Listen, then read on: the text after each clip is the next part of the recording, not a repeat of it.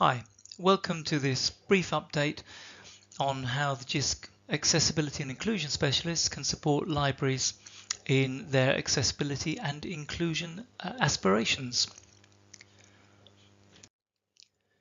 So the first thing is making better use of open access resources.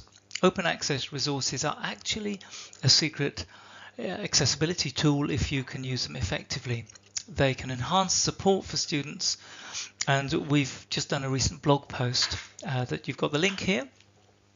We'd suggest you have a look at the blog post. There are at least two different ways in which you can support accessibility with open access resources, and we'd be really delighted if you would promote those benefits to academics, teaching teams and student support teams. We've also just recently created a publisher survey. We're aware that the beginning of term is a really important time for getting alternative formats for new students. We'd like you to be an activist by giving us feedback on the sorts of experiences you've had with different publishers and aggregators in terms of responding to your alternative format requests. We'd like you to praise good service, because that's a really powerful way of helping take the argument in a constructive way to the suppliers. We'd also like you to comment on bad service, and Jisc will feed back to publishers through the Accessibility Action Group at the Publishers Association, and also, if necessary, individually. I'm quite happy to contact individual publishing houses where I've got contacts. So you can have a look at the link there, Publisher Feedback Survey. We ask for a maximum of 3 praises and a maximum of 3 kind of critiques. You don't have to do all 3 if you've only got 1 or 2. Okay, the next bit is to do with your license renewal. This is the time of year, perhaps when you're looking at your ebook platforms for next year, and you'll be thinking of license renewal. At any point when you're looking at license renewal, please do have a look at the ebook audit platform reports, because as you'll see on the screen here, if you go to the ebook website, and the link is on the slide, you'll be able to look very quickly at the sorts of accessibility features that are built into that platform.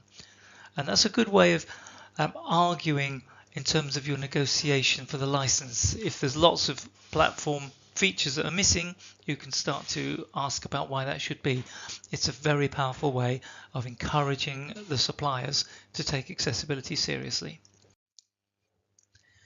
And then next year we're doing the ebook audit 2018. It'll be 2 years after we did the first ebook audit, the one on the previous slide.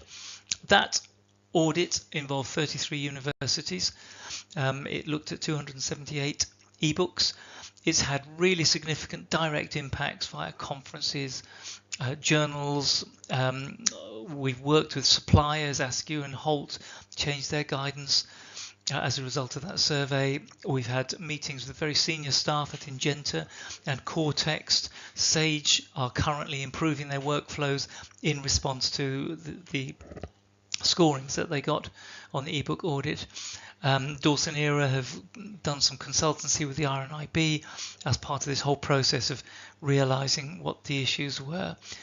So we hope to announce the details of the 2018 audit by December. We're really keen on more volunteers. We'd love it if you would kind of mentally make a note that round about probably July time next year we'll be asking for volunteers to do audits and to help really magnify the impacts of what we've achieved so far. Lastly, Jisc offers to all members a mystery shopper experience where we'll come into your organization for a day, and we arrange to have a student login so that we become the mystery shopper student.